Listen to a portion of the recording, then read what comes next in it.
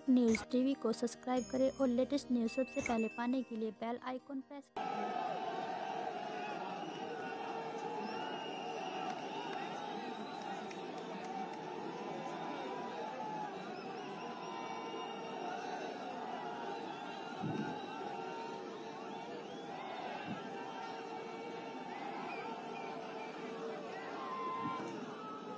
भारत माता की, भारत माता की। भाइयों बहनों, ये आवाज ये सिवाल खास की नहीं लगती है, ये तो शहीदों की भूमि है। इतनी जोर से आप बोलिए कि उत्तर प्रदेश की सभी 80 लोकसभा सीटों पर बागपत लोकसभा सीट की आवाज पहुंच जाए और दिल्ली में भी और कश्मीर में सेना के जवानों के कानों तक आपकी आवाज पहुंच जाए। मेरे साथ बोलेंगे, भारत माता की, भारत माता की, भारत माता की। अब की बार फिर मोदी सरकार, यूपी करेगा 74 पार। अब की बार फिर मोदी सरकार।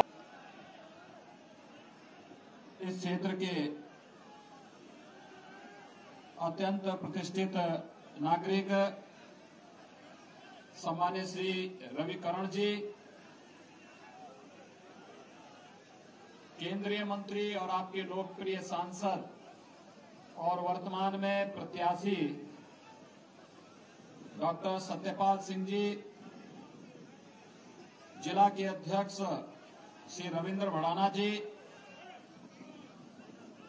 लोकसभा की प्रभारी श्री विमल शर्मा जी, संयोजक रामपाल नेहरा जी, प्रदेश मंत्री देवेंद्र चौधरी जी, विधायक सिवाल खास श्री जितेंद्र पाल सिंह जी, विधायक मोदी नगर श्रीमती मंजू शिवाज जी, पूर्व जिलाध्यक्ष श्री शिव कुमार राणा जी, जिला महामंत्री हरीश चौधरी जी, विधानसभा प्रभारी हरवीर पाल जी, कपिल शर्मा जी, पूर्व विधायक जगत सिंह जी, सत्येंद्र सोलंकी जी, संजय त्यागी जी, मुनीष बापर जी, ब्रजबीर सैनी जी, राकेश गिरी जी, कुंवरपाल राणा जी, और अभी हाल ही में भारतीय जनता पार्टी के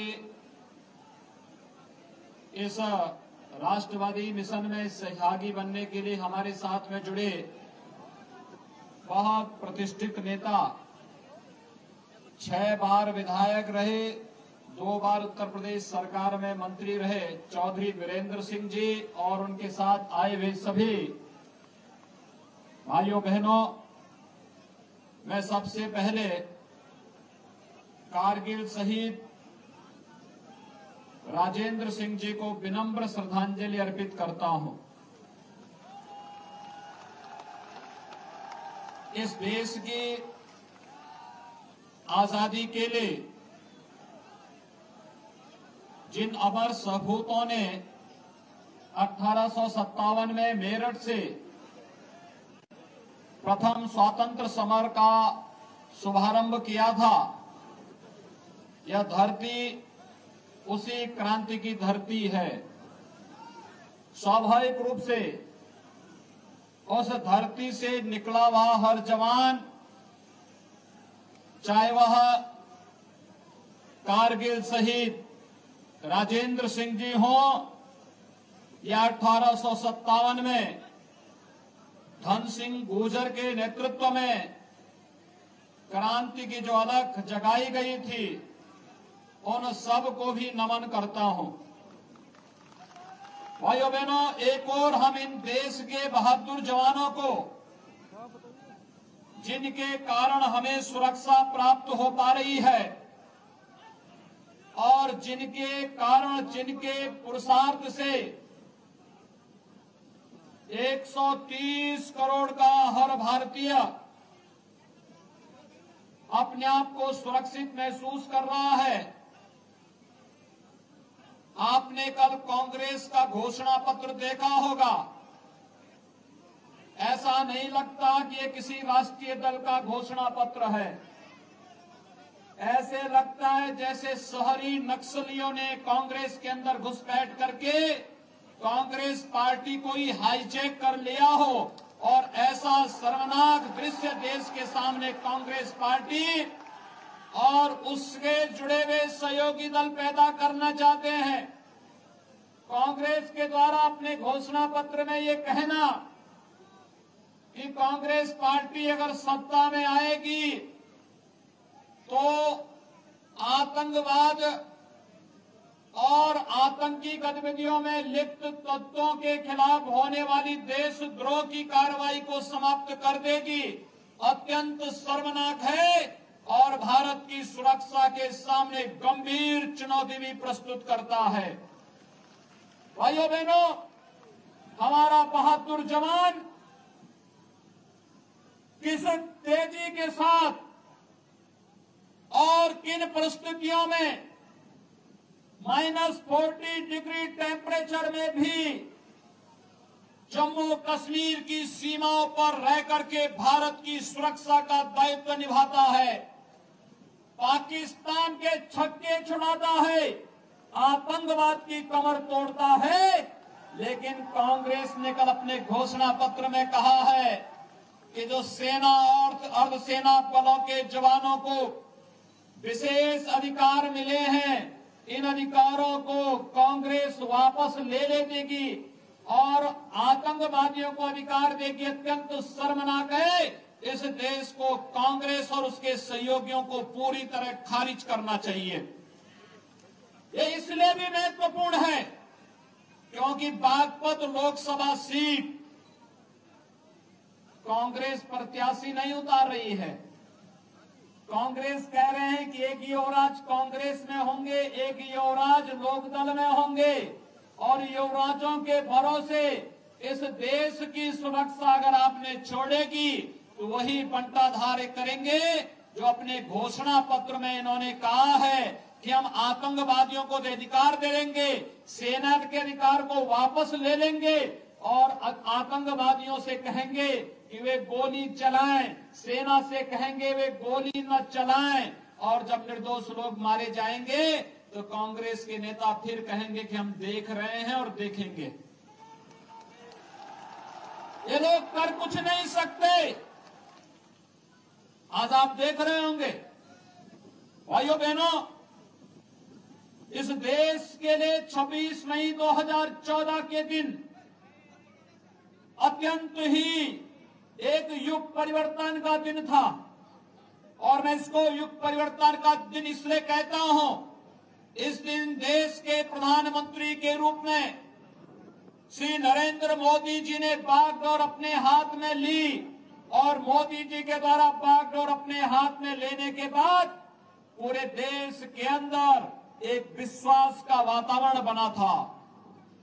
लोगों ने एक विश्वास अर्जित किया था। कांग्रेस के समय में जो घोर निराशा थी, हताशा थी, अविश्वास था, उससे उबर करके भारतीय जनता पार्टी नेतृत्व की सरकार पे जनता ने जो विश्वास किया था, मोदी जी ने उसके अनुरूप कार्य करना प्रारंभ किया। भाइयों बहनों, आप जानते होंगे जब हनुमान जी लंका में गए थे तो लंका में जाने पर उन्होंने रावण के पुत्र का वध कर दिया। उन्हें मेघनाथ ने बंधक बना करके ब्रह्मास्त्र का पास लगा करके उन्हें बंधक बनाया और उन्हें रावण के दरबार में ले जाया गया। रावण के दरबार में ले जाते समय जब रावण ने उन्हें पूछा कि तुमने अशोक वाटिका क्यों उजाड़ी, तुमने क्यों यहां पर आकर के मेरे पुत्र की हत्या क्यों की, तो हनुमान जी ने एक बात कही थी। उन्होंने कहा मैंने कहां मारा। हनुमान जी ने सीधे मुकर के उन्होंने कहा मैंने मारा कहां। उन्होंने कहा कि जो मुझे मारा है मैंने तो उसको ऐसे ही धक्का दिया था, अब मर गया तो मैं क्या करूं। और मुझे लगता है आज इस देश के अंदर भारत का बहादुर जवान अपने शौर्य और पराक्रम का परिचय देकर के जब पाकिस्तान त्रस्त इन आतंकवाद को और पाकिस्तान के अंदर एयर स्ट्राइक के माध्यम से पाकिस्तान की भी कमर तोड़ करके आतंकवादी शिविरों को नष्ट करता है, तो एक बार पुनः वह पाकिस्तान की लंका जब जलती हुई दिखाई देती है तो त्रेता युग में बजरंगबली फिर से याद आने लगते हैं कि जैसे उस कालखंड में आतंकवाद की लंका जलाई गई थी, आज एक बार पुनः भारत का बहादुर जवान उसी तर्ज पर आतंकवाद की लंका को जलाने का कार्य भी कर रहा है। लेकिन इसके लिए एक दृढ़ इच्छा शक्ति की सरकार चाहिए, और दृढ़ इच्छा शक्ति की सरकार किसके पास है? भारतीय जनता पार्टी के पास। ये दृढ़ इच्छा शक्ति का नेता कौन है? एक ही नेता है, नरेंद्र मोदी। एक ही नाम है पूरे देश के अंदर, उत्तर दक्षिण पूरा पश्चिम, महिला हो पुरुष हो जवान हो बुजुर्ग हो, सबके मुंह पर एक ही नाम है और वह है मोदी मोदी मोदी मोदी। और हर एक व्यक्ति आज इस बात को चिल्ला रहा है कि मोदी जी का कोई विकल्प नहीं है। भाइयों बहनों, मोदी जी प्रधानमंत्री तब बनेंगे जब एक एक सांसद को चुन करके भारतीय जनता पार्टी का एक एक सांसद हर संसदीय सीट पर चुन करके जाएगा, तो मोदी जी प्रधानमंत्री बनेंगे। और मोदी जी प्रधानमंत्री बनेंगे, भारत दुनिया की सबसे बड़ी आर्थिक महाशक्ति बनेगा और भारत दुनिया की सबसे बड़ी सामरिक ताकत बनेगा। और सामरिक ताकत बनने का परिणाम क्या होगा कि दुनिया में कोई दुश्मन आपको आंख दिखाने की स्थिति में नहीं होगा। हमारा जवान मजबूती के साथ देश की सीमाओं की रक्षा कर रहा है और फिर भारत को कोई चुनौती देने वाला नहीं होगा। और यह स्थिति केवल मोदी जी ला सकते हैं। और इसीलिए आज मैं सिवाल खास में विशेष रूप से आप भाइयों बहनों के साथ इस बातचीत को करने के लिए आया हूं। भाइयों बहनों, ये चौधरी चरण सिंह जी की भूमि है। देश के महान प्रधानमंत्री, महान किसान नेता चौधरी चरण सिंह जी। लेकिन भाइयों बहनों, चौधरी चरण सिंह जी की भूमि पर 30 वर्षों से लोग मांग कर रहे थे। आपने चौधरी अजीत सिंह जी को 6-6 बार सांसद चुना और 30 वर्षों से लोग मांग करते थे रमाला चीनी मिल का एक्सपेंशन हो। चौधरी अजीत सिंह 6 बार चुने गए, नहीं कर पाए। लेकिन चौधरी सत्यपाल सिंह पुलिस कमिश्नरी की नौकरी छोड़ करके आए, एक झटके में रमाला चीनी मिल का एक्सपेंशन करके दिखा दिया कि कार्य करने के लिए दम चाहिए, दम।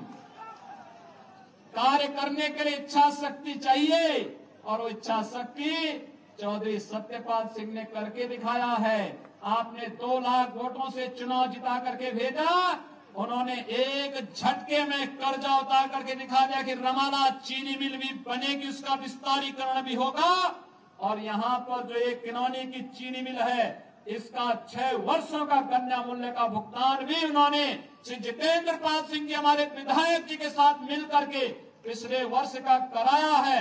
और मैं आपको आश्वासन देने के लिए आया हूं, जब तक किसान के खेत में गन्ना होगा चीनी मिल का धुआं बंद नहीं होगा।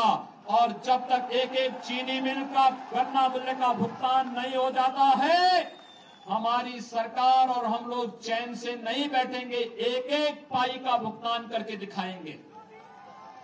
भाइयों बहनों, हमारे लिए किसान अन्नदाता है और अन्नदाता के प्रति कृतज्ञता ज्ञापित करना हम अपना दायित्व समझते हैं।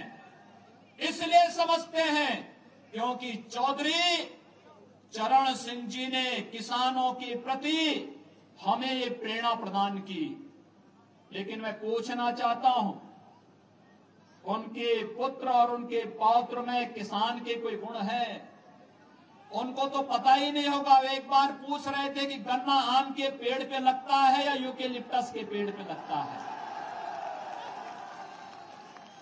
और ये लोग तो वही बात करते हैं जब इनसे पिछली बार लोगों ने पूछा था कि हमारे यहाँ चीनी मिल, रमाला चीनी मिल का विस्तारीकरण होना चाहिए, तो उन्होंने कहा कि उसको क्यों विस्तारीकरण कर रहे हैं, हम तो चीनी का पौधा लगा देते हैं। उनको ऐसे लगता है जैसे चीन देश है, ऐसे चीन का कोई एक पौधा होगा और उससे चीनी निकलती होगी और आम की तरह उसको चीनी को निकाल देंगे, बोरों में भर देंगे, लोग उसी में खुश हो जाएंगे। जिन लोगों को ये भी नहीं मालूम कि गन्ना की खेती होती है, जिनको ये नहीं मालूम कि आलू जमीन के नीचे होता है या जमीन के ऊपर होता है, वे लोग आपके बीच में आकर के बड़ी बड़ी डीग हाकेंगे।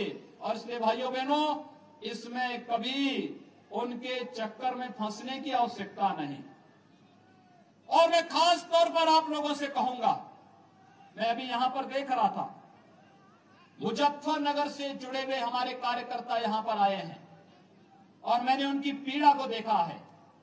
2013 में जब वहां पर मुजफ्फरनगर में 2 जाट नौजवानों की निर्मम हत्या हुई थी, तब चौधरी अजीत सिंह कहां खड़े थे? तब उन्होंने किसके पक्ष में आवाज उठाई थी?